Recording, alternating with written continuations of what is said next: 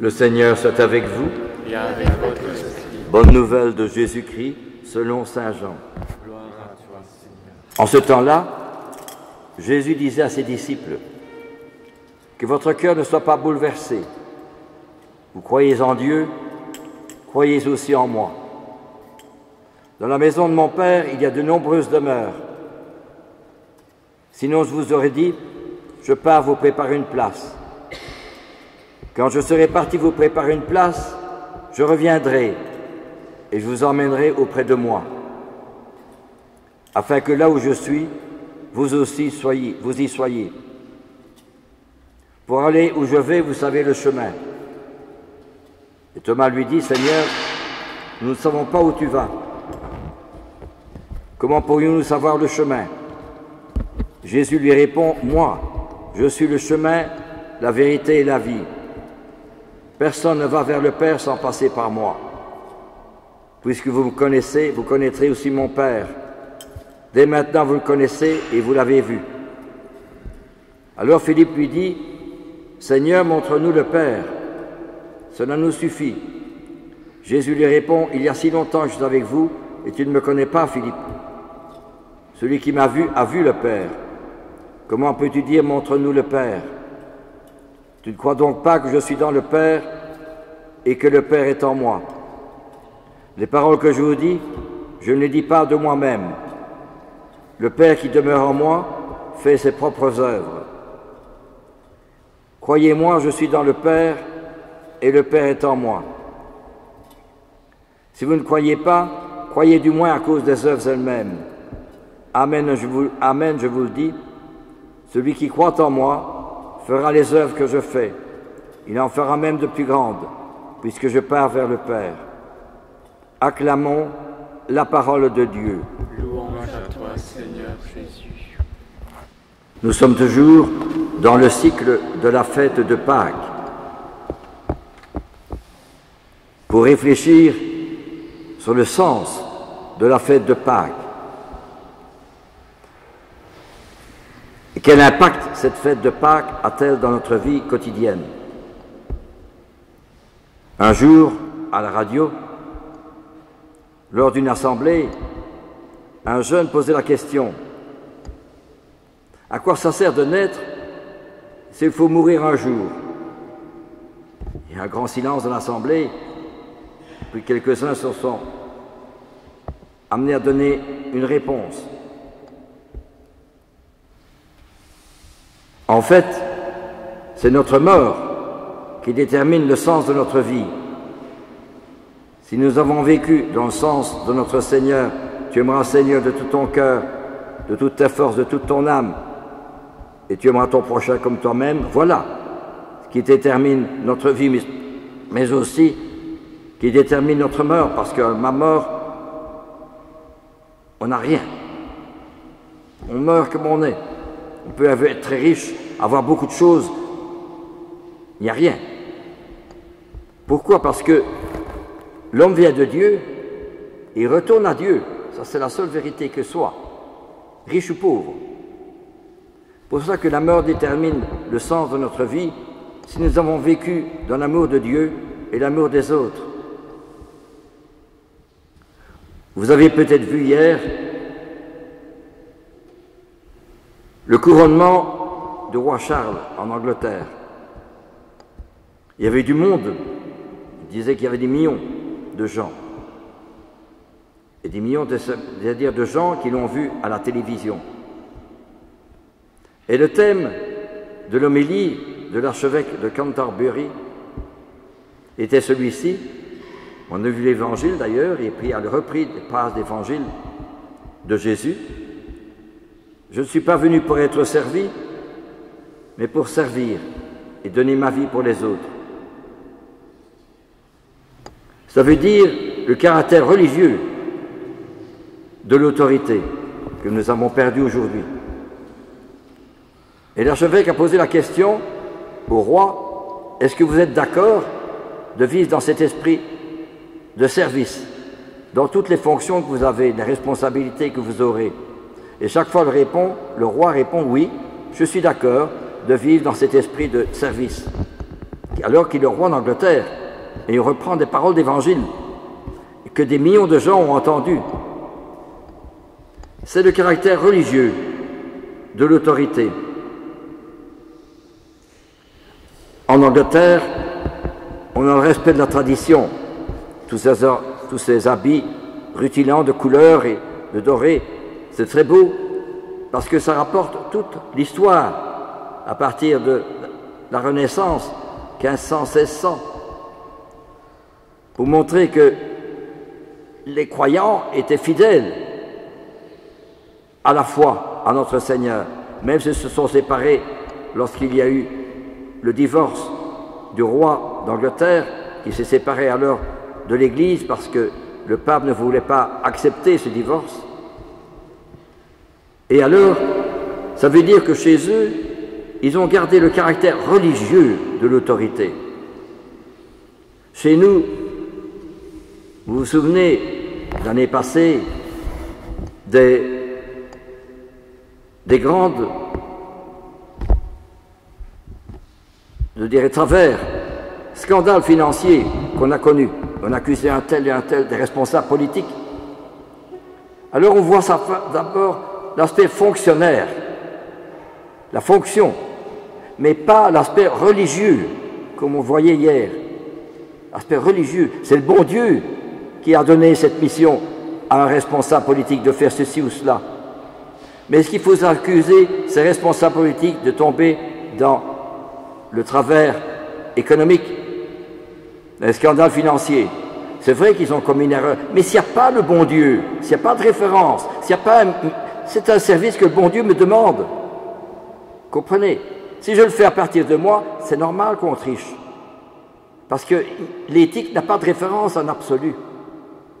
Tandis que, hier, vous l'avez vu, on a posé la question, vraiment, est-ce que vous voulez assumer vos responsabilités toujours dans l'esprit du service de notre Seigneur? A posé la question que l'archevêque de Canterbury, de Westminster, a posée au roi Charles. Mais ça, nous avons perdu cela. Et souvenez-vous, il y a 2-3 ans, je crois, le président Sarkozy, quand il a donné sa démission, que de critiques, que d'opposition, on voulait même le traîner au tribunal. Peut-être que c'est vrai, hein, mais on a perdu ce sens de l'autorité du religieux dans la mission d'un responsable politique. Tout à fait perdu. Alors c'est évident qu'il y a peut-être des erreurs qui ont été commises, mais à qui la faute? De ceux qui nous redirigent, qui ne veulent plus Dieu. Il est impossible de conjuguer le bonheur de l'homme sans Dieu. Voyez-vous, c'est ça que notre Seigneur vient vous dire. Ne sais-tu pas que je suis dans le Père et que le Père est en moi? Cette identité de Jésus vis-à-vis de son Père, eh bien c'est l'identité du roi vis-à-vis du bon Dieu, vis-à-vis de notre Seigneur. Mais ça, on l'a perdu chez nous, tout à fait, l'aspect religieux. Alors il est évident, ce ne sont plus des missionnaires, je dirais, une mission qui sont, mais ce sont des fonctionnaires. On a perdu l'aspect religieux. Alors on s'étonne que ça aille mal, qu'il y a, n'est-ce pas, beaucoup de scandales de gauche à droite.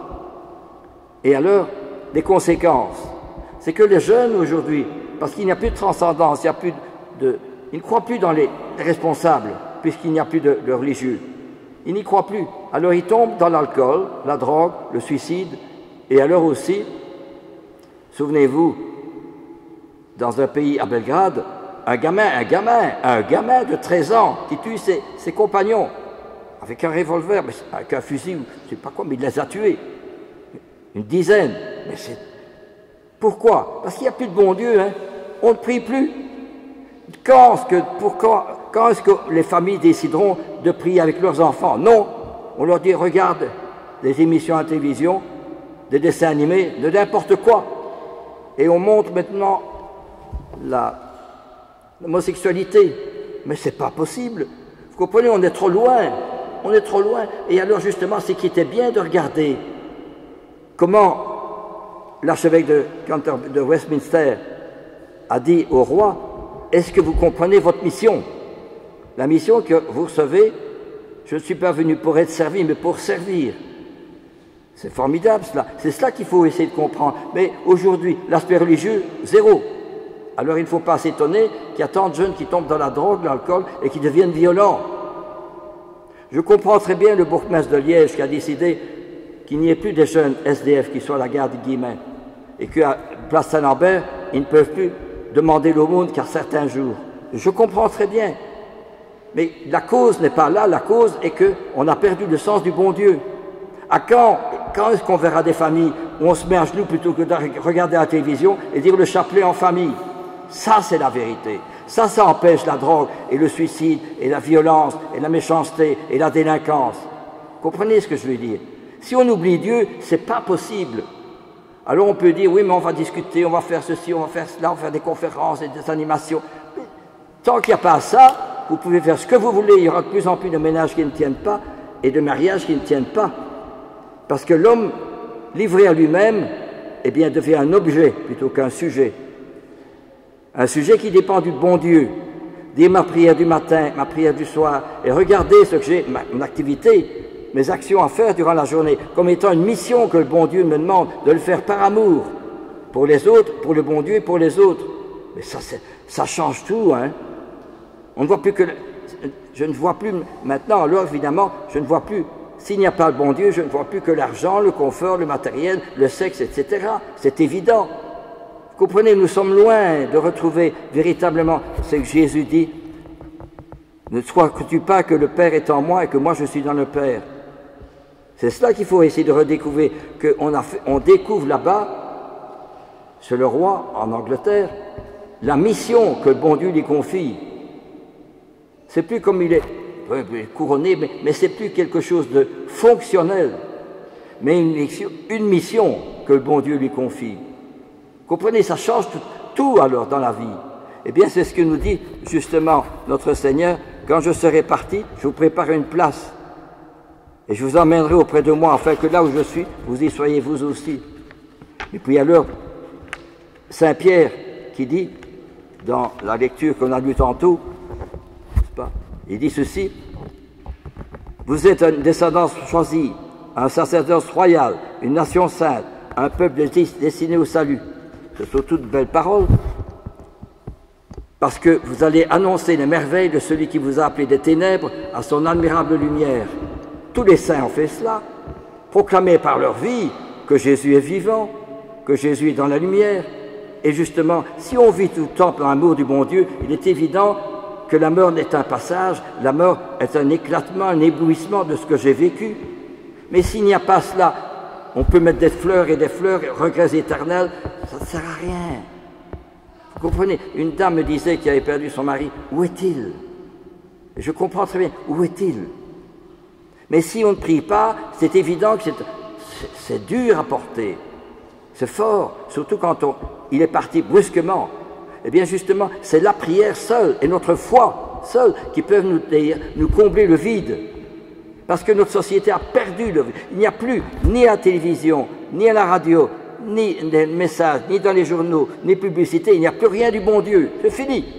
Alors quand il y a un échec, il y a un cancer, une mort, ou un accident de voiture, c'est fort. Regardez à Zaventem, il y a 2-3 jours, une bagarre de jeunes, probablement à cause de la drogue. Il y en a 2 qui ont été happés par le train du TGV. Un qui est mort, l'autre qui est entre la vie et la mort, à l'hôpital. Pourquoi? Parce qu'il n'y a plus de foi, il n'y a plus de prière. C'est évident, vous vous rendez compte, j'espère que vous comprenez ce que je veux dire. Nous sommes appelés à dire, est-ce que le bon Dieu est vivant dans ma vie? Ou bien, que dalle? Puisque la messe est terminée, je vis comme tout le monde, ça ne sert à rien, peu importe. Je préfère ne pas réfléchir. Mais la première chose que le bon Dieu nous demande, c'est de me remettre en question moi-même, moi le premier, à me remettre en question, est-ce que je vis en clarté, en transparence avec le bon Dieu, dans sa clarté, dans sa lumière, dans son espérance, dans sa résurrection? Voilà la seule question que Jésus nous pose à chaque dimanche. Est-ce que je vis dans la transparence avec notre Seigneur? Amen.